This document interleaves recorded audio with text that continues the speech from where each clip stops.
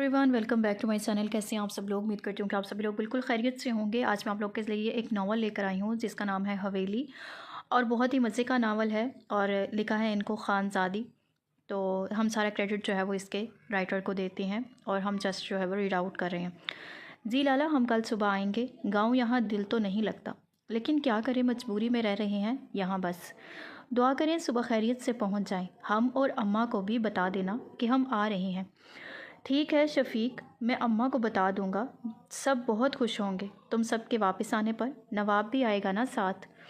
हाँ हाँ लाला, नवाब भी आएगा साथ और शानू भी, सब आएंगे अपने घर वापस। अब और नहीं दूर रहना, जो होगा देखा जाएगा। हम कल ही आ रहे हैं वापस। ठीक है शफीक, हम सब कल बेचैनी से तुम्हारे आने का इंतज़ार करेंगे, और बच्चों और भाभी का भी। हनीफ भाई मुस्कुराते हुए बोले और फ़ोन बंद कर दिया। शानू की अम्मा कहाँ हो? यही हूँ। क्यों इतनी ज़ोर ज़ोर से आवाज़ें दे रहे हैं आप? आपने तो डरा दिया मुझे और अब हंस रहे हैं। कर्मा वालिए, मैंने तो ये पूछना था कि सारी तैयारी होगी? सुबह जाना है, हमें जल्दी निकलना है सुबह।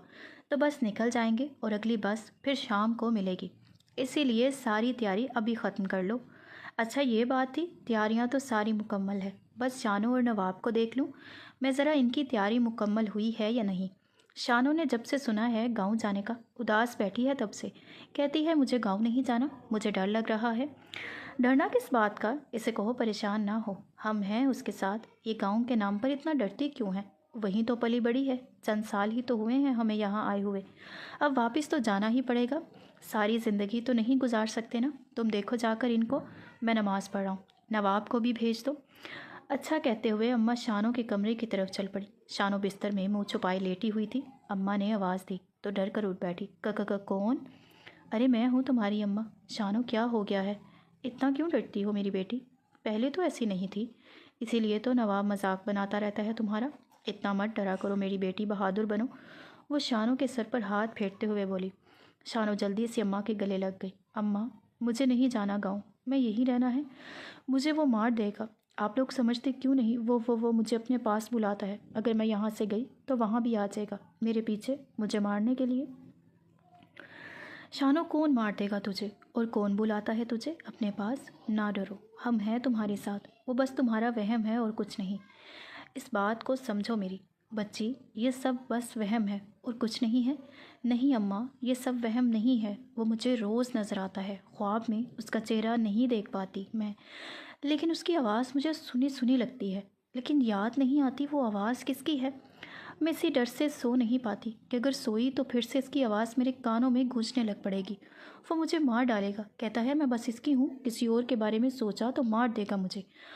अम्मा आप लोग चले जाएं, मुझे यहीं रहने दें। अगर मैं यहाँ से गई तो वो मुझे नहीं छोड़ेगा। आप लोग समझने की कोशिश करें। शानो पागलों की तरह अम्मा के सीने में सर छुपाए रोते हुए, डरते हुए बोल रही थी। नहीं शानो, वो जो कोई भी है तुम्हारा कुछ नहीं बिगाड़ सकेगा। हम सब हैं ना तुम्हारे साथ, और सबसे बढ़कर अल्लाह तुम्हारे साथ है। तुम्हें डरने की कोई ज़रूरत नहीं है। चलो अब उठकर वज़ू करो, नमाज़ पढ़ो। मैं ज़रा नवाब को देख लूँ, इसको मस्जिद भेज कर आती हूँ मैं। शानो के सर पर हाथ फेरते हुए वो कमरे से बाहर निकल गई। नवाब उठ जा, छोड़ दे इस फ़ोन की जान। तेरे अब्बा कब से मस्जिद में चले गए हैं, कह रहे थे तुझे भी भेज दूँ। अपने आप तो तौफीक होनी ही नहीं तुझे कि कहे बगैर चला जा। जा मस्जिद, तेरे अब्बा इंतज़ार कर रहे होंगे तेरा। अच्छा अम्मा, चाहता हूँ बस ये गेम ख़त्म कर लूँ। आग लगे तेरे फ़ोन को, जिसने माँ बाप का नाफरमान बना दिया है। तुझे वो तब गई, कोई शर्म ही नहीं रह गई तुझ में। क्या बाप इंतज़ार कर रहा है मस्जिद में, और सबसे बढ़कर अल्लाह का पैगाम आया नमाज का, और तुझे गेम खेलने की पड़ी हुई है। कुछ तो खुदा का खौफ करो, छोड़ दो इस गेम को। कब्र में इस गेम ने नहीं बचाना तुझे, नमाज ने बचाना है। अपने अमाल दुरुस्त कर लो इससे पहले कि देर हो जाए। जाओ मस्जिद आकर सामान पैक करो, सुबह जल्दी निकलना है मैं गांव के लिए। जी अम्मा, मैं चलता हूँ। नवाब फ़ोन रखकर जल्दी से बाहर निकल गया और वो भी नमाज की तैयारी में लग गई। उनकी आदत थी नमाज की, दोनों मियाँ बीवी की, खुद भी 5 वक्त की नमाज़ पढ़ते थे और बच्चे भी। नमाज़ पढ़कर सब सोने चले गए। नवाब ने अपनी पैकिंग कर ली, क्योंकि अम्मा ने सख्ती से कहा था कि रात को ही पैकिंग करके सोए। शानो भी अपनी पैकिंग कर चुकी थी, न चाहते हुए भी, और सोने के लिए लेट गई। खुद को एक अनजानी सी जगह देखती है और एक शख्स इसकी तरफ बढ़ रहा है, जिसे देखते ही शानो भागने लग पड़ती है। भागते भागते वो थक जाती है लेकिन रास्ता ख़त्म ही नहीं होता। वो शख्स अब भी शानों के पीछे आ रहा होता है। इसकी हंसी आवाज़ें फ़िज़ा में गूंज रही होती हैं। शानो भागती चली जाती है कि अचानक इस शख्स से टकरा कर गिर जाती है और शानो की आंख खुल जाती है। शानो का बुरा हाल होता है डर के मारे।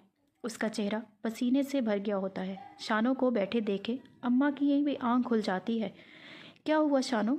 वो शानो के कंधे पर हार रखकर पूछती है। कुछ नहीं अम्मा, बस मुझे प्यास लगी थी, पानी पीकर सोने लगी हूँ। शानो बहाना कर देती है। पानी पीकर सोने लगी हूँ, शानो बहाना कर देती है और जल्दी से उठकर पानी पीकर वापस आकर लेट जाती है। जानती हैं अगर अम्मा को बताया तो परेशान हो जाएंगी। ये तो मामूल की बात थी। शानो समझने से कासिर थी कि कौन है वो शख्स, क्यों पीछा करता है मेरा, उसका चेहरा क्यों नज़र नहीं आता मुझे, और इसकी आवाज़ जानी पहचानी सी लगती है। लेकिन फिर भी शानो पहचान नहीं पाती उसे। सारी रात शानो ने जाग कर गुजारी। उसके साथ अक्सर ही ऐसा होता रहता था।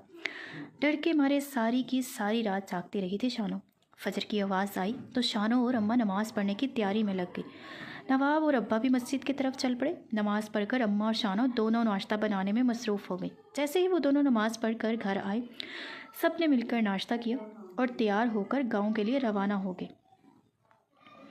दोपहर तक वो लोग गांव पहुंच गए। बस से उतरकर वो लोग तांगे पर बैठकर घर की तरफ रवाना हो गए। कुछ ही देर में वो अपने घर के सामने 3 साल बाद घर को देखकर शानो के अब्बा अम्मा की आंखों में आंसू आ गए। नवाब ने आगे बढ़कर अब्बा के कंधे पर आकर हाथ रखा तो वो मुस्कुराते हुए अंदर की तरफ बढ़ गए। अंदर गए तो सामने माँ को बैठे देख जल्दी से आगे बढ़े और माँ के हाथ चूमते हुए उनके गले लग गए। 3 साल बाद माँ बेटे को घर में देख कर आप दीदा होगी। अरे अम्मा, अब क्या बस बेटे को ही सारा प्यार दे देंगी? थोड़ा हमारे लिए भी बचा ले। शानो की माँ भी जल्दी से आगे बढ़कर उनके गले लग गई। शानो और नवाब को दूर खड़े देखकर दादी ने उनको पास आने का इशारा दिया। वो दोनों भी दादी के गले लग गए। कैसे हैं मेरे बच्चे? वो दोनों को बारी बारी प्यार करते हुए बोली। मैं तो ठीक हूँ दादी, लेकिन ये आपकी पोती अब भी वैसी की वैसी ही है। चुड़ैल, नवाब कहते हुए वहाँ से दादी जान को देखा। आपने ऐसे ही तंग करता रहता है ये मुझे। शानो मुंह फुलाते हुए बोली। अगर अब्बा यहाँ होते तो इसकी हिम्मत नहीं होनी थी बोलने की। आने दे अब्बा को, फिर बताती हूँ उसको। अरे कोई बात नहीं शानो, भाई है तेरा छोटा, वो भी एक ही। मजाक कर लेता है तेरे साथ, नहीं मजाक करेगा तो और कौन करेगा। देखो कौन आया है। वलीद दरवाजे से अंदर आते अपने ही ख्यालों में मगन ऊपर की तरफ जाने ही लगा था कि दादो ने वलीद को टोका। वलीद इधर तो आओ, देखो तो ज़रा कौन आया है। वलीद ने एक नज़र सड़ता पाँव शानो को देखा। अस्सलाम वालेकुम। शानो ने सलाम किया और नज़रें झुका गई। वलीद अभी भी शानो की तरफ देख रहा था, शायद पहचानने की कोशिश कर रहा था। कौन है ये दादो? मैंने पहचाना नहीं। वलीद कंधे उचकाते हुए बोला। लो कर लो गल, ये शानो है जिसकी बातें बताती रहती हूँ मैं तुम्हें। कल बताया तो था शानो आने वाली है, पर तुम तो जब से अंग्रेज़ों के मुल्क से पढ़ाई करके आए हो अपनों को भूल ही गए हो। ओह अच्छा, तो ये है शानो। वलीद दादो के पास बैठे हुए बोला। अब तबीयत कैसी है आपकी? वलीद ने कहा तो शानो हैरानगी से उसकी तरफ देखने लग पड़ी। मुझे क्या हुआ था? शानो हैरानगी से बोली। इससे पहले कि वलीद कुछ बोलता, दादू ने वलीद को कोनी मारी। चलो उठो, जाकर मुंह हाथ दो, क्या हुलिया बना रखा है, अपना जाओ और ऊपर बातें तो होती रहेंगी। ओह अच्छा, तो ये है शानो। वलीद दादू के पास बैठते हुए बोला। अब तबीयत कैसी है आपकी? वलीद ने कहा तो शानो हैरानगी से उसकी तरफ देखने लग पड़ी। मुझे क्या हुआ था? शानो हैरानगी से बोली। इससे पहले कि वलीद कुछ बोलता, दादू ने वलीद को कोनी मारी। चलो उठो, जाकर मुंह हाथ धो, क्या हुलिया बना रखा है अपना, जाओ ऊपर बातें तो होती रहेंगी। दादू ने आंखों ही आंखों में इशारा किया तो वलीद कंधे उचकाते हुए ऊपर की तरफ बढ़ गया। मैं ताईजान से मिलकर आती हूँ दादो। शानो उठकर ताई जी के कमरे की तरफ बढ़ गई। दरवाजे के पास रुककर दरवाज़ा नॉक किया। अस्सलाम वालेकुम ताईजान कहते हुए शानो कमरे की तरफ बढ़ गई। जैसे ही उनके गले लगने के लिए आगे बढ़ी, वो बोल उठी। बस ठीक है, वालेकुम अस्सलाम कहते ही कमरे से बाहर निकल गई। ताया जी पिछले लॉन में थे। शानो भी वहीं चल पड़ी, बाकी सब भी वहीं पर थे। अस्सलाम वालेकुम ताया अप्पू, शानो कहते हुए इनके साथ लग गई। वालेकुम अस्सलाम, कैसी है मेरी बेटी? शानो के सर पर हाथ रखते हुए बोले। अल्हम्दुलिल्लाह, बिल्कुल ठीक कहते हुए शानो कुर्सी पर बैठ गई। अरे भाई चले सब अम्मा के पास। अम्मा अकेली बैठी हैं। अम्मा को वहाँ अकेला छोड़कर सब यहाँ आ गए हैं। शानो के अब्बा ने कहा तो सब वहाँ चल पड़े और जाकर चारपाइयों पर बैठ गए। ताई अम्मा सबके लिए चाय लेकर आई तो शानू ने जल्दी से आगे बढ़कर ट्रे उनके हाथ से पकड़ ली। लाइए ताई जान, मैं दे देती हूँ सबको। शानू मुस्कुराते हुए सबको चाय सर्व करने लग पड़ी। चाय पीने के बाद शानू ताई जी के पीछे पीछे किचन में चली गई। ताई जी लाएं, मैं आपकी मदद करवा दूँ, खाना दस्तरखान पर लगवाने में कहते ही शानू खाना उठाने ही लगी थी कि उन्होंने टोक दिया। खबरदार, जो किसी चीज़ को भी हाथ लगाया तो मुझे तुम्हारी किसी मदद की ज़रूरत नहीं है, जाओ यहाँ से। अब क्या करना चाहती हो मेरे साथ? तभी वलीद किचन में दाखिल हुआ। अम्मी खाना जल्दी लगा दे। तभी उसकी नज़र शानों पर पड़ी जिसकी आंखों से आंसू निकल रहे थे। वलीद को देखते ही शानों आंसू साफ करते हुए वहाँ से निकल गई। अम्मी, ये शानों को क्या हुआ? वो रो क्यों रही थी? कुछ कहा क्या आपने? वलीद जांचती नज़रों से माँ की तरफ देखते हुए बोला, कुछ नहीं कहा मैंने उसे, उसकी तो आदत है बात बात पर रोने की, हर बात का उल्टा मतलब समझ लेती है। मैंने तो बस इतना ही कहा कि बाहर जाकर बैठो, खाना मैं खुद लगा लूँगी, इतनी बात पर रोने लग पड़ी। अच्छा अम्मा जल्दी कर लें, बहुत भूख लगी है। अच्छा तुम चलो, मैं लेकर आती हूँ खाना, सबने मिलकर खाना खाना है। वलीद की नज़रें शानों पर थी, वो चुपचाप खाना खा रही थी। खुद पर वलीद की नज़रें महसूस हुईं तो शानों ने नज़रें उठाकर वलीद की तरफ देखा तो वह मुस्कुरा दिया और खाना खाने में मसरूफ़ हो गया। खाने के बाद शानू पिछले लॉन में चली गई। पिछले लॉन में झूले पर बैठ गई। अभी वह झूले पर बैठी ही थी कि नवाब वहाँ आ गया। उसने तेज़ी से झूला झूलना शुरू कर दिया। शानू चिल्ला रही थी, नवाब रुक जाओ, ना करो मैं गिर जाऊंगी। लेकिन नवाब ने इसकी एक ना सुनी और तेज़ तेज़ झूला झूलता रहा। आखिरकार जब थक गया तो रुक गया। शानू जल्दी से नीचे उतरी और नवाब के पीछे दौड़ पड़ी। नवाब ने शानू को अपनी गाड़ी की तरफ आते देखकर सामने की तरफ दौड़ लगा दी। शानू भागते भागते हवेली में दाखिल हो चुकी थी। नवाब उसे कहीं नज़र नहीं आ रहा था। शानू ने इधर उधर नज़र दौड़ाई तो इसका सर चकराने लग पड़ा और वह ज़मीन में गिर पड़ी। जब होश में आई तो खुद को बिस्तर पर पाया। सब उसके इर्द गिर्द जमा थे। एक नज़र सबको देखते ही उसने आंखें बंद कर ली। सब कमरे से बाहर निकल गए। आखिर शानू वहाँ गई। दादो ने पूछा, दादा वो हम दोनों खेल रहे थे कि दौड़ते दौड़ते मुझे पता ही नहीं चला कब शानू अंदर चली गई। हमें पता भी नहीं चलता अगर वलीद भाई ने अपने कमरे की बालकोनी से अंदर आता जाते ना देखता तो। ध्यान रखा करो, आइंदा शानू वहाँ ना जाए। तुम बच्चे तो नहीं हो नवाब, और ना ही किसी बात से अनजान हो। तुम जानते हो सब कुछ बहुत मुश्किलों से हमने उससे जंजाल से बाहर निकाला है। मैं नहीं चाहता कि फिर से शानू की तबीयत ख़राब हो। बहुत मुश्किलों से इसकी तबीयत संभली है और अगर फिर से ये सब कुछ शुरू हो गया तो संभालना मुश्किल हो जाएगा, समझे तुम? जी अब्बा जी, आइंदा मैं ध्यान रखूँगा। नवाब शर्मिंदा सा सर झुका गया। शानू ज़ोहर की नमाज़ अदा करके छत पर चली गई और हवेली की तरफ देखने लग पड़ी। हवेली में ऐसा क्या था जो मैं बेहोश हो गई? और ये लोग हवेली में क्यों नहीं जाते? वो भी तो इस घर का हिस्सा ही है। शानू अपने ही ख्यालों में मगन खड़ी थी कि इसे पता ही नहीं चला कब वलीद उसके साथ आकर खड़ा हो गया। क्या सोच रही हो? वलीद ने बोला। वलीद बोला तो शानू डर गई। उसकी आवाज़ पर वलीद दादा तो तुम कब आए? उल्टा उसी से सवाल कर दिया। मैं तो बहुत देर से यहाँ खड़ा हूँ, तुम्हें पता नहीं किन ख्यालों में गुम हो। इतना डरती क्यों हो तुम? कोई भूत नहीं हूँ मैं। वलीद की बात पर शानू मुस्कुरा दी। पता नहीं क्यों मेरा दिल क्यों डर जाता है छोटी छोटी बातों पर। अच्छा ये सब छोड़ो, मुझे ये बताओ कि हवेली में क्यों नहीं जा सकते हम लोग? ये भी तो उस घर का हिस्सा ही है। तो फिर? शानू की बात पर वलीद ने हैरानगी से उसकी तरफ देखा। क्या तुम वाकई ही नहीं जानती कि क्यों नहीं जा सकते हम लोग हवेली में? उल्टा वलीद ने उसी से सवाल पूछ लिया। नहीं मैं नहीं जानती, शानू ने सर में ना में हिला दिया। इससे पहले कि वलीद कुछ बोलता ताई जी वहाँ आ गई। वलीद तुम यहाँ क्या कर रहे हो? क्लिनिक नहीं जाना क्या? बस अम्मी जाने ही लगा था, यूं ही छत पर आ गया। सोचा कुछ देर धूप में बैठ जाऊं, लेकिन धूप ही नहीं है बल्कि बारिश का मौसम लग रहा है। चलो शानू, नीचे ठंड लग जाएगी। इसकी फ़िक्र मत करो, तुम बच्ची नहीं है, वो अपना ख्याल खुद रख सकती है। तुम जाओ, क्लिनिक के लिए देर हो रही थी। माँ की बात पर वलीद ने सर हिलाता हुआ नीचे की तरफ बढ़ गया। इसके जाते ही वो शानू पर तप गई। दूर रहो मेरे बेटे से, खबरदार जो आइंदा मेरे वलीद के आस पास भी नज़र आई तो।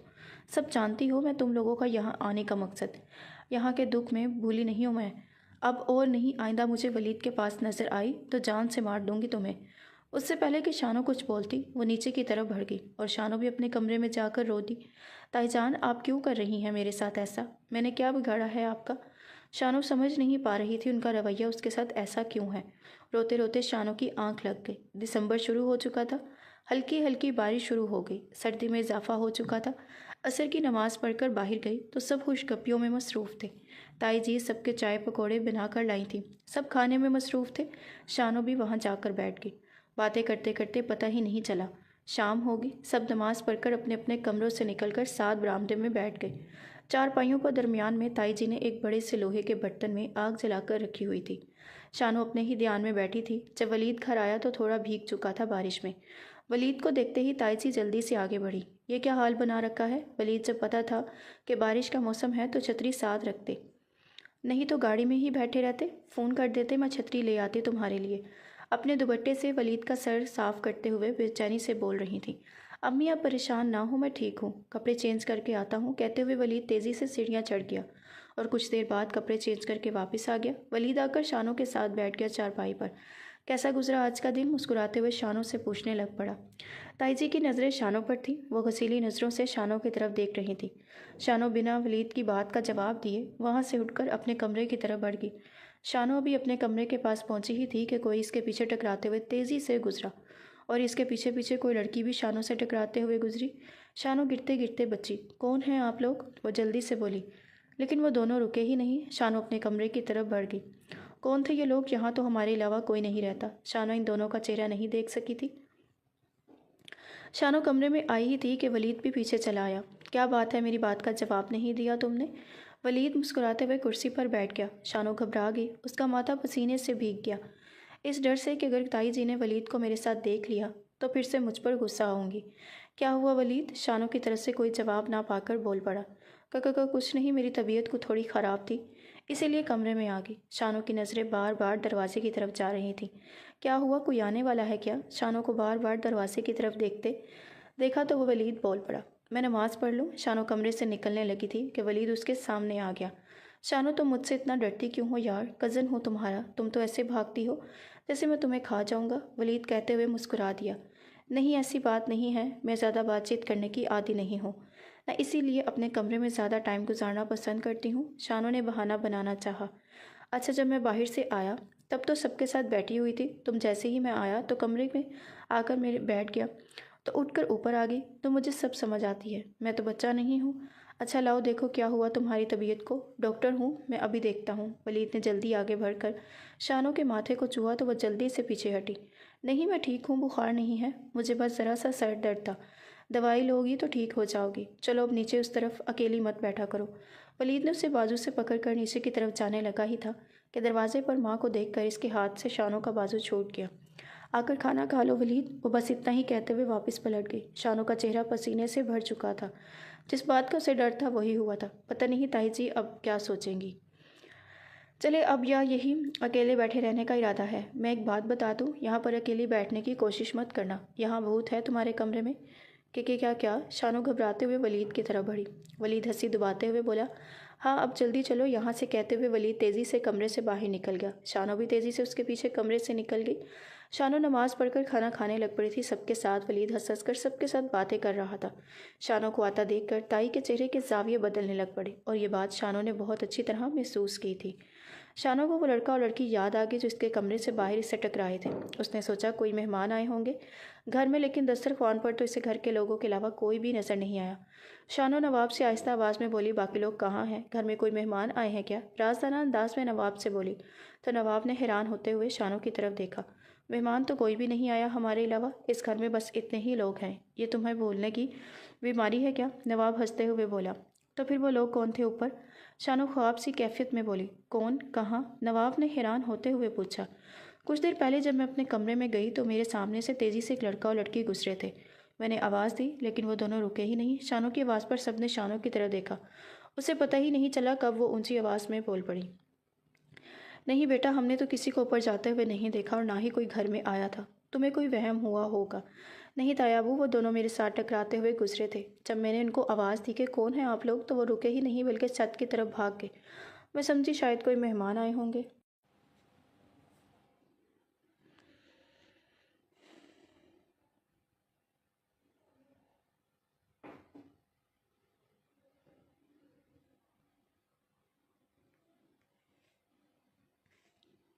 खाना खाकर सब अपने अपने कमरों में चले गए। खाना खाकर सब अपने अपने कमरों में चले गए, लेकिन शानू अभी तक वहीं बैठी थी आग के पास। इसका दिल नहीं कर रहा था ऊपर जाने को। आखिरकार हिम्मत करके उठी और अपने कमरे की तरफ बढ़ी। अभी कमरे में कदम रखा ही था कि किसी ने इसके कंधे पर हाथ रखा। शानू ने पीछे मुड़कर देखा ही था कि इसके मुंह से चीख निकल पड़ी। उससे पहले कि शानो मजीद चीखती, वलीद ने जल्दी से अपने चेहरे से मास्क उतारा। क्या यार, तुम तो इतनी डरपोक हो। वलीद हंस रहा था। शानो रो पड़ी। जब वलीद ने शानो को रोते हुए देखा तो इसकी हंसी को ब्रेक लगी। अच्छा यार, तुम तो बहुत हसास हो, छोटा सा मजाक किया है, रोने वाली कौन सी बात है, प्लीज़ चुप हो जाओ। शानो मुसलसल रोई जा रही थी। शानो चुप हो जाओ वरना मैं सचमुच के भूत बुला लूँगा। मैंने सच में किसी को देखा है। एक लड़का और लड़की यहाँ से मुझसे टकराते हुए गुजरे हैं। शानो दरवाजे से बाहर आते हुए इशारा करते हुए बोली। शानो की बात पर वलीद सोच में पड़ गया। तो तुमने इनका चेहरा नहीं देखा? वलीद सोच में डूबते हुए बोला। नहीं, वो लोग बहुत तेज़ी से गुजरे यहाँ से। मैंने आवाज़ भी दी लेकिन वो नहीं रुके। अगर रुकते तो मैं इनका चेहरा देख लेती। अच्छा, मैं ऐसा करता हूँ, छत पर देख कर आता हूँ। तुम यही रुको, बारिश रुक चुकी थी। मैं खुद देख कर आता हूँ, वो लोग अभी छत पर ही होंगे। नहीं वलीद, तुम रहने दो, इस टाइम अकेले छत पर नहीं जाना चाहिए। मैं तुम्हारे साथ चलूँगी। अच्छा ठीक है, आओ। वो दोनों छत की तरफ चल पड़ते हैं। शानो डरते डरते वलीद के पीछे चल रही थी। पूरी छत पर देख लिया इन दोनों ने। छत पर कोई भी नहीं था। वो दोनों नीचे वापस आ गए। छत पर तो कोई नहीं है, तो फिर वहाँ लोग कहाँ गए? शानो घबराते हुए बोली। मैंने तो पहले ही बताया था कि तुम्हें यहाँ भूत है। वलीद हंसी दबाते हुए बोला। चलो अब दरवाज़ा बंद करके सो जाओ, कहीं वो अंदर ही ना आ जाए। कहते हुए वलीद अपने कमरे की तरफ बढ़ गया। शानो ने जल्दी से दरवाज़ा बंद कर लिया, नमाज पढ़कर सोने के लिए लेट गई। लेकिन आज इसे नींद कहाँ आने वाली थी। कुछ ही देर हुई थी कि शानो को अपने कमरे की खिड़की के पास से किसी की बातों की आवाज़ आई।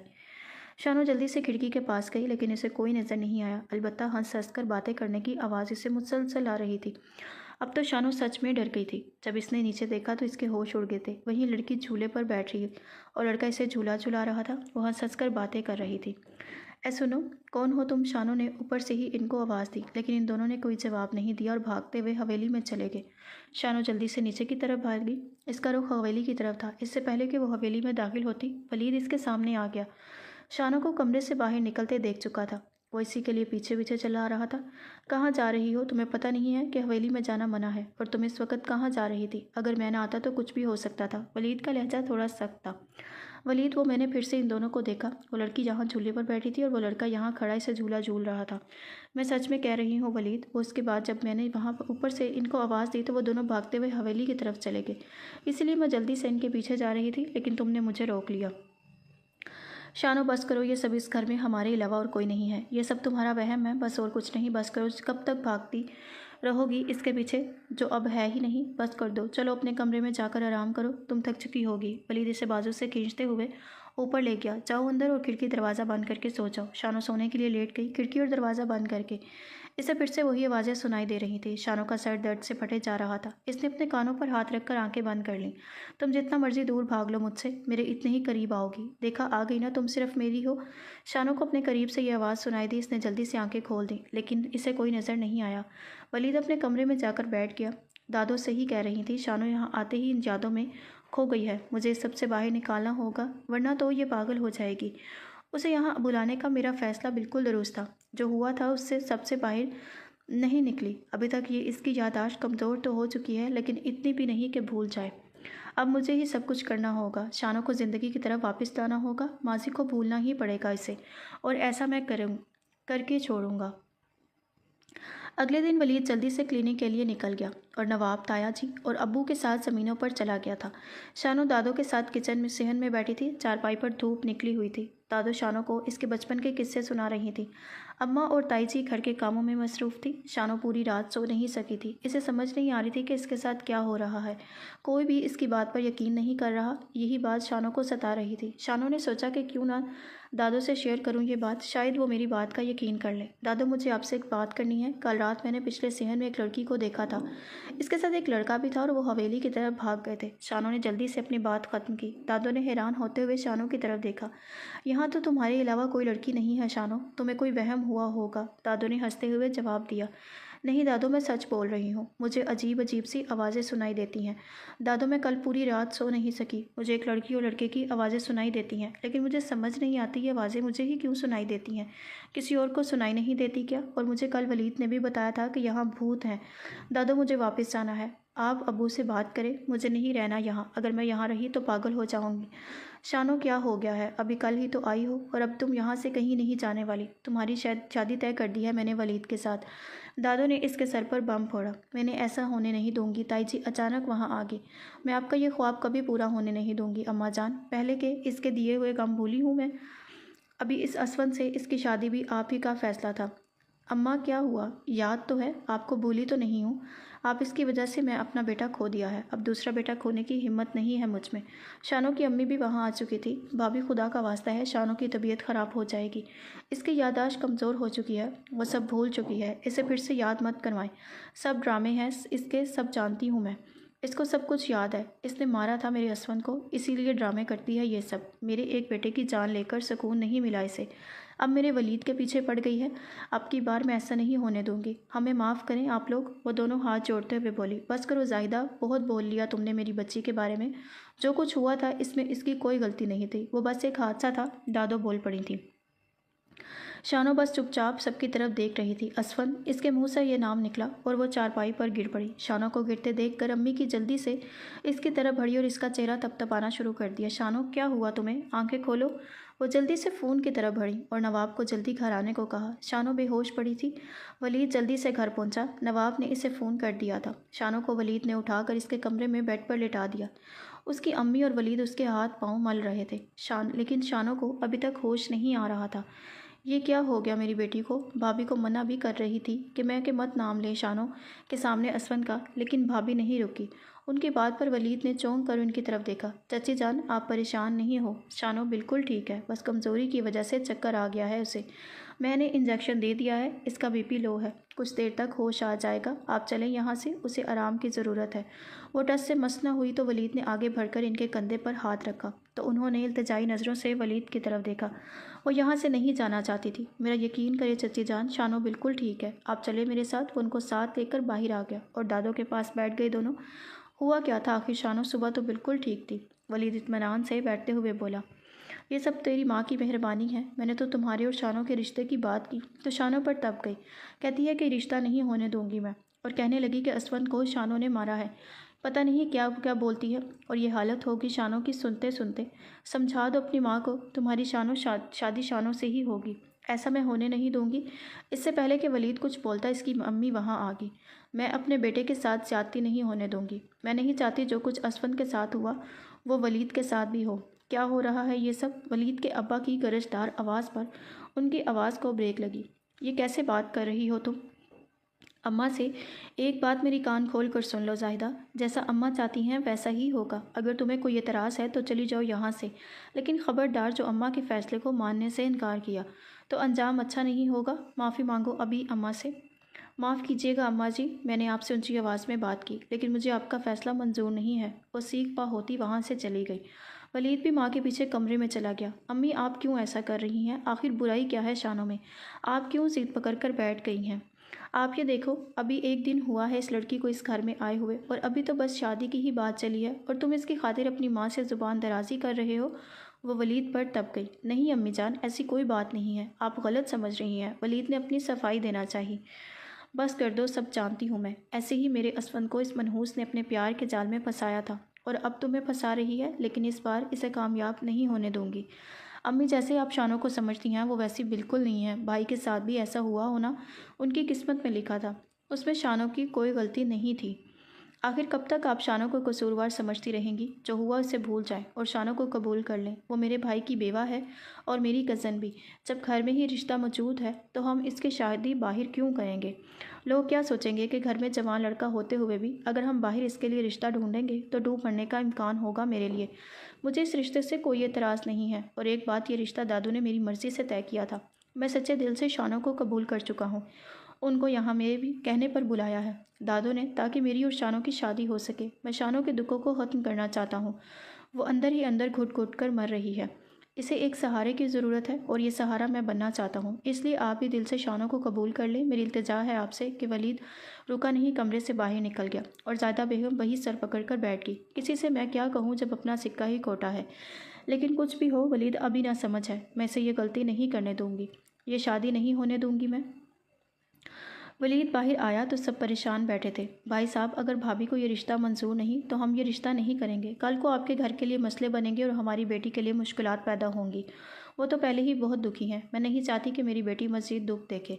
आज जो कुछ हुआ, कहीं दोबारा फिर ऐसा हुआ तो कहीं हम खो ना दें अपनी बेटी को। शानों की माँ परेशानी से बोली। चाची जान, आप परेशान ना हो। अम्मी ज़्यादा देर नाराज़ नहीं रहेंगी, वो जल्दी ठीक हो जाएंगी। आप लोग मुझ पर भरोसा रखें, मैं शानों को कोई तकलीफ़ नहीं होने दूँगा। आप लोग बेफिक्र होकर शादी की तैयारियां करें, बाकी सब फिक्र छोड़ दें आप लोग।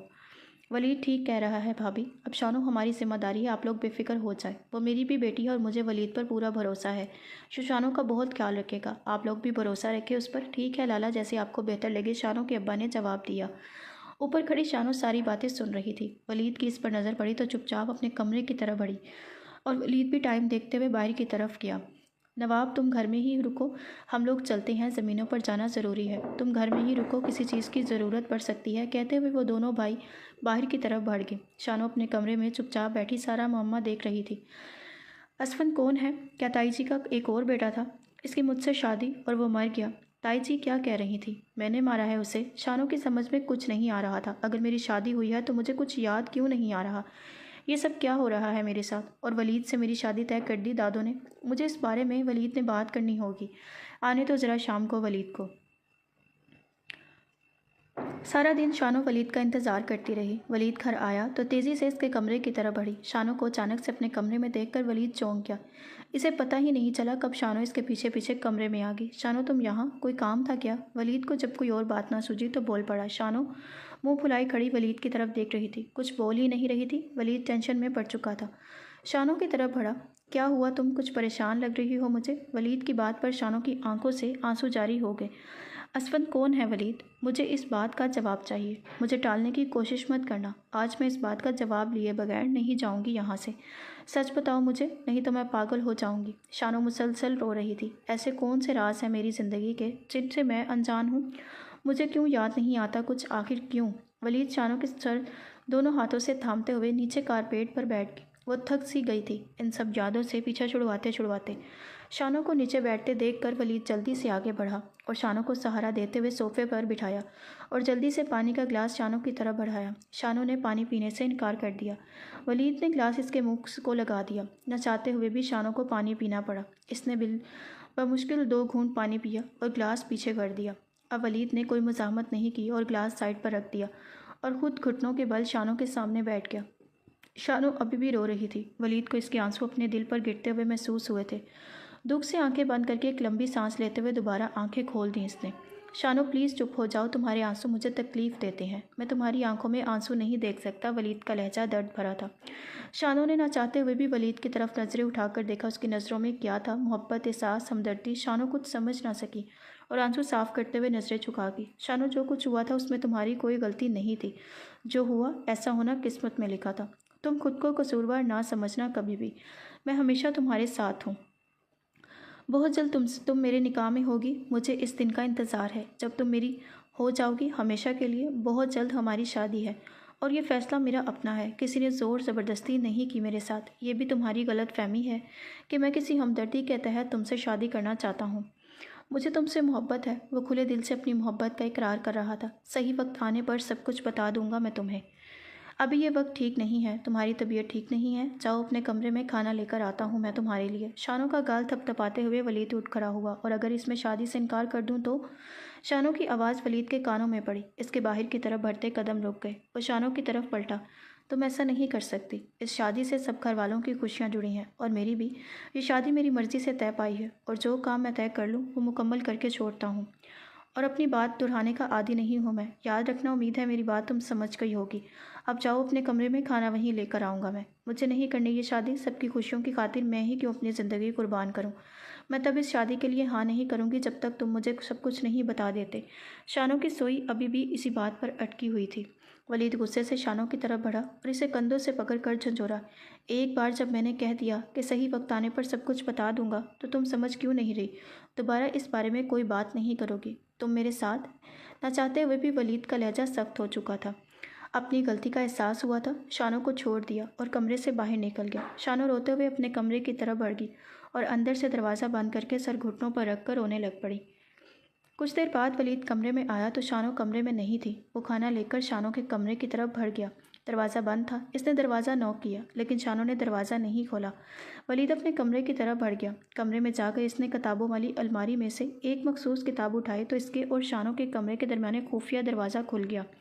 वलीद खाना लेकर शानो की तरह बढ़ा। वो बेड पर बैठी आंसू बहा रही थी। वलीद को अचानक कमरे में आता देखकर वो चौंक उठी और हैरान सी नज़रों से कभी वलीद को देखती तो कभी किताबों वाली अलमारी को। इसका तो वहमो गुमान में भी नहीं था कि यहाँ कोई दरवाज़ा भी हो सकता है। वो यकटुक वलीद को देख रही थी। वलीद ने खाना लाकर बेड पर रख दिया और ख़ुद भी वहीं पर बैठ गया। ऐसे मत देखो, मुझे नज़र लगानी है। जानता हूँ बहुत हैंडसम हूँ मैं, लेकिन इसका मतलब ये तो नहीं कि तुम मुझे ऐसे ही देखती रहोगी। वलीद मुस्कुराते हुए बोला। वलीद की बात पर शानो नज़रें झुका गई। ये दरवाज़ा कब से है यहाँ, और मुझे किसी ने बताया क्यों नहीं? शानो झुकी नज़रों से बोली। ये अच्छी बात नहीं, आप चोरों की तरह मेरे कमरे में घुस गए हैं। ज़रूरी नहीं कि हर बात बताई जाए। जिसके पास दिमाग हो इसे खुद ही नज़र आ जाती है ये चीज़ें। वलीद मुस्कुराहट दबाते हुए बोला। और मैं कोई चोर नहीं हूँ, डॉक्टर हूँ, और ये कमरा मेरी होने वाली बीवी का है। मुझे कोई नहीं रोक सकता यहाँ आने से। वलीद प्लेट में खाना डालते हुए बोला।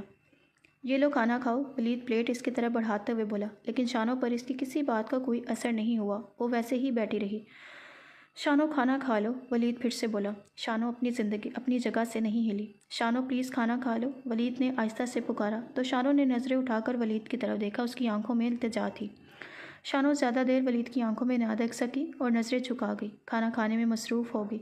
वलीद वहीं बैठा इसे खाना खाने देखता रहा। जब शानो ने खाना खा लिया तो वलीद ने दवाई इसकी तरफ बढ़ाई, जिसे शानो ने बिना चूं चढ़ा किए निकल गया। अब तुम आराम करो, सुबह मुलाकात होगी। मुस्कुराते हुए वलीद जहाँ से आया था वहीं से कमरे से बाहर निकल गया और शानो कंबल ओढ़कर सोने के लिए लेट गई। वलीद ने तो मुझे कुछ नहीं बताया, लेकिन मैं सच जान के रहूँगी। सारे राज इस हवेली में दफन है। कल मैं वहाँ जाऊँगी, मुझे जाना ही होगा। अगर इन यादों से पीछा छुड़वाना है तो सोचते सोचते शानो सो गई। वलीद कमरे में आया तो सोचों में गुम बालकोनी में खड़ा नीचे देख रहा था जब इसकी अम्मी कमरे में दाखिल हुई।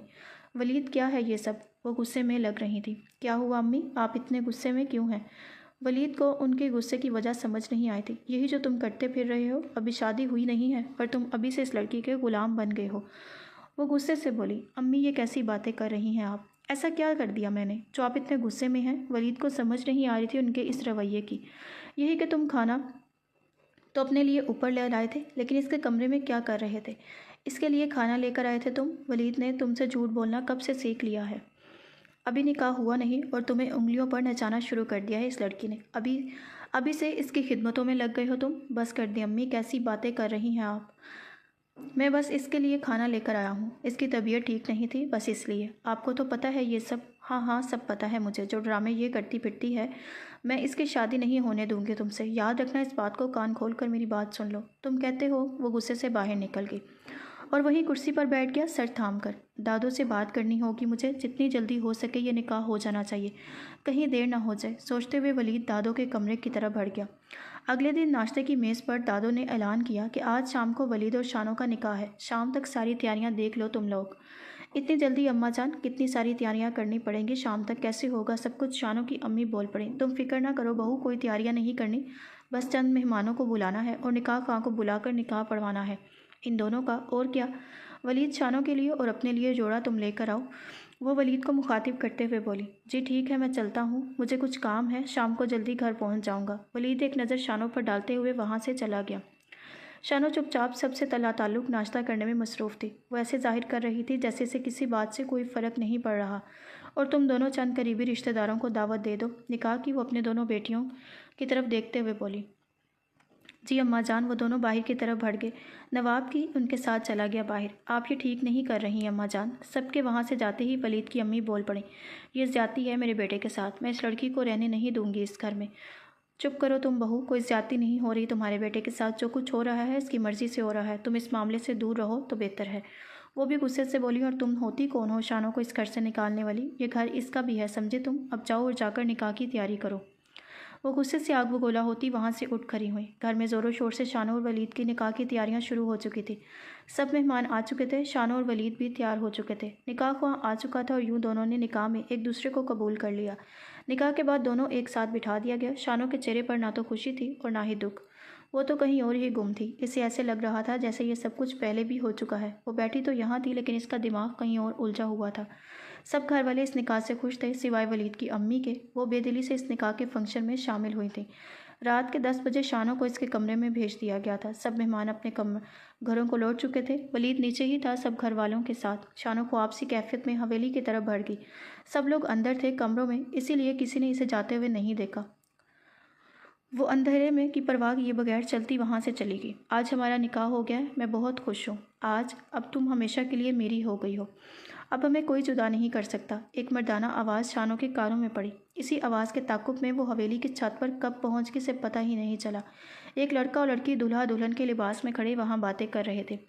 शानों जब आगे बढ़ी तो लड़की का चेहरा देखकर शानों के चेहरे के रंग उड़ गए, क्योंकि वो लड़की कोई और नहीं, वो खुद शानों ही थी। ये मैं हूँ, इसने खुद ही सवाल किया। इन दोनों की नज़र शानों पर नहीं पड़ी। वो दोनों एक दूसरे में मगन थे। तब भी दो बच्चे सीढ़ियों से भागते हुए छत पर आ गए। वो दोनों बच्चे झगड़ते झगड़ते छत के किनारे पर पहुंच सके। वो लड़का जल्दी से इन बच्चों की तरफ बढ़ा और इनको किनारों से हटने को कहा, लेकिन वो दोनों मुसलसल एक दूसरे को मार रहे थे। इस लड़के ने आगे वो लड़का जल्दी से इन बच्चों की तरफ बढ़ा और इनको किनारों से हटने को कहा, लेकिन वो दोनों मुसलसल एक दूसरे को मार रहे थे। इस लड़के ने आगे बढ़कर इनको छुड़वाने की कोशिश की तो इसे एक ज़ोर का धक्का लगा। वो संभल ना सका और हवेली की छत से नीचे सहन में जा गिरा। वो लड़की जल्दी से आगे बढ़ी। असफन, इसके मुंह से एक ज़ोरदार चीख निकली इसके नाम के साथ, और वो जल्दी से नीचे की तरफ बढ़ गई। शानो छत पर खड़ी ये सब कुछ देख रही थी। वो समझ ही नहीं पा रही थी वो क्या देख रही है। इस हालत में इसमें हिलने की हिम्मत तक नहीं थी। असफंद उठो। वो लड़की जल्दी से इसके पास पहुंची, लेकिन असफंद इसके सामने दम तोड़ गया और वह चीखते चीखते बेहोश हो गई। ये सब शानों के सामने एक फिल्म की तरह चल रहा था। आहिस्ता आहिस्ता शानों को सब कुछ याद आ रहा था। वो जल्दी से नीचे की तरफ बढ़ी, लेकिन नीचे कुछ नहीं था। असफंद, इसके लबों से ये नाम निकला, असफंद। वो चिल्लाई और चिल्लाते चिल्लाते रोना शुरू हो गई। इसे सब कुछ याद आ चुका था। इसके और असफंद के निकाह की रात वो दोनों छत पर आए थे। असफंद छत से गिरा था और इसके बाद इसे कुछ भी याद नहीं था। सदमे से इसकी याददाश्त जा चुकी थी। हवेली का राज इसके सामने खुल चुका था। वो ज़ोर ज़ोर से चिल्लाकर असफंद को पुकार रही थी। इसे ऐसे लग रहा था जैसे असफंद अभी अभी यहाँ गिरा हो। वो भूल चुकी थी कि इसका और वलीद का निकाह हो चुका है। शानो के चिल्लाने की आवाज़ सुनकर सब लोग वहाँ आ पहुँचे। शानो ज़मीन पर बेहोश पड़ी थी। इसके मुंह पर बस यही अल्फाज थे, असफंद मुझे छोड़कर मत जाएं। वो 3 साल पहले वाली शानो समझ बैठी थी खुद को। वो असफंद को खुद से दूर जाते हुए देख रही थी। असफंद इसके हाथ से अपना हाथ छुड़वा कर दूर आसमान में कहीं गायब हो गया था। जब शानो की आंख खुली तो वो अपने कमरे में थी, अपने बिस्तर पर, और वलीद भी वहीं इसके पास बैठा था, कुर्सी पर इसका हाथ थामे हुए था। वो शानो के होश में आने का इंतज़ार कर रहा था। शानो उठकर बैठ गई। असफंद मर गया मेरी आंखों के सामने और मैं कुछ भी नहीं कर सकी, शानो रोते हुए बोली। वलीद ने आगे बढ़कर शानो को गले से लगा लिया। नहीं शानो, नहीं रोना, बंद कर दो। बस आज रो लो जितना रोना है, क्योंकि आज के बाद मैं तुम्हारी आंखों में आंसू ना देखूं। वलीद शानो की आंखों में साफ करते हुए उठ खड़ा हुआ कमरे से बाहर जाने के लिए। शानो ने वलीद का बाजू थाम लिया तो वह मुस्कुराते हुए वापस बैठ गया। असफंद 3 साल पहले मर गया था। मेरा बड़ा भाई जो मुझे बहुत अजीज़ था। अमेरिका जाते हुए मुझे ये नहीं पता था कि मैं आखिरी बार देख रहा हूँ अपने भाई को। इस दिन मेरी फ़ोन पर बात हुई थी भाई से, जिस दिन तुम दोनों का निकाह था। भाई बहुत खुश थे। बाकी सब तो तुम्हें याद ही आ चुका है। मुझे नहीं लगता कि अब तुम्हें कुछ भी बताने की ज़रूरत है मुझे। वो जो लड़का और लड़की तुम्हें नज़र आए थे वो कोई और नहीं, तुम दोनों ही थे। वो तुम्हारी यादें थी जो इस हवेली से जुड़ी थी। जो होना था हो चुका। अब वो सब कुछ मैं वापस तो नहीं ला सकता, लेकिन मैं पूरी कोशिश करूँगा कि तुम्हें ज़िंदगी की हर खुशी दे सकूँ। कोशिश करूँगा कि तुम्हारी आंखों में कभी आंसू ना आए। कोशिश करूँगा तुम्हें माजी भुला सकूँ। कोशिश करूँगा तुम्हें ज़िंदगी की तरफ वापस ला सकूँ। मैं कोशिश करूँगा, क्या तुम मेरा साथ दोगी? इसने शानो की तरफ हाथ बढ़ाया। शानो ने एक हल्की सी मुस्कुराहट के साथ वलीद का हाथ थाम लिया। वलीद के लबों पर मुस्कुराहट फैल गई। एक फ़ैसले मैंने और किया है। हमारी शादी के बाद हम दोनों यहाँ नहीं रहेंगे, क्योंकि अम्मी तुम्हें पसंद नहीं करती। इनको कुछ टाइम लगेगा तुम्हें अपनाने में, इसीलिए मैं नहीं चाहता कि इनकी वजह से तुम्हें कोई तकलीफ़ पहुँचे। इसलिए मैंने ये फ़ैसला किया है। अगर तुम्हें कोई इतराज़ हो तो बता देना। शानो चुपचाप वलीद की बातें सुन रही थी। मुझे कुछ वक्त चाहिए, शानो मध्यम आवाज़ में बोली। वक्त किस लिए? वलीद ना समझी में बोली। शादी के लिए। मुझे अभी शादी के लिए कुछ वक्त चाहिए। मैं अभी शादी नहीं करना चाहती, शानो आहिस्ता से बोली। अच्छा, कितना वक्त चाहिए? वलीद कुछ सोचते हुए बोला। पता नहीं, शानो ने लापरवाही से जवाब दिया। ओहो, अब कोई वक्त नहीं मिलना तुम्हें। पहले मैंने 2 साल बहुत मुश्किलों से तुम्हारा इंतज़ार किया है। वलीद सर हिलाते हुए बोला। जो होना था हो गया। अब खुद को तैयार करने आने वाले कल के लिए। हमारा निकाह हो चुका है और इसी महीने शादी है हमारी। मैं चाहता हूँ कि जब तुम रुखसत होकर मेरे पास आओ तो माजी को भुला कर आओ। मैं चाहता हूँ तुम नए ख्वाब बनो जिनमें सिर्फ मैं हूँ और किसी तीसरे की गुंजाइश ना हो। मैं जानता हूँ ये मुश्किल है तुम्हारे लिए, लेकिन नामुमकिन नहीं। ज़िंदगी में आगे तो बढ़ना ही पड़ेगा। कब तक माजी के पीछे भागती रहोगी? अब मैं तुम्हें अकेला नहीं छोड़ सकता। मेरा नाम ही नहीं जुड़ा तुम्हारे इस नाम के साथ, बल्कि हमारी ज़िंदगियाँ जुड़ चुकी हैं। ये पूरा का पूरा वलीद, हैंडसम घबरू नौजवान प्लस डॉक्टर, अब सिर्फ और सिर्फ तुम्हारा है। वो सीने पर हाथ रखकर थोड़ा शानों की तरफ झुकते हुए बोला। इस बात पर शानों की हंसी छूट गई। शानों को हंसते देखकर वलीद ने दिल ही दिल में इसकी खुशियों की दुआ मांगी। एक हफ्ते बाद दोनों की धूमधाम से शादी होगी और शानों वलीद की ज़िंदगी में शामिल होगी और दोनों हंसी खुशी ज़िंदगी गुजारने लग पड़े। शादी के 1 महीने बाद ही वलीद ने अपना ट्रांसफ़र शहर के एक हॉस्पिटल में करवा लिया और शानों को लेकर शहर आ गया। दोनों हंसी खुशी ज़िंदगी गुजारने लग पड़े। वलीद के यहाँ से जाते ही इसकी माँ को बेटे की कमी शिद्दत से महसूस होने लग पड़ी। आखिरकार 3 माह बाद शहर आ पहुंची शानों से मिलने और इनको घर वापस ले जाने के लिए। वलीद मान गया और एक माह बाद शानों को साथ लेकर गाँव वापस आ गया और सब हंसी खुशी ज़िंदगी गुजारने लग पड़े।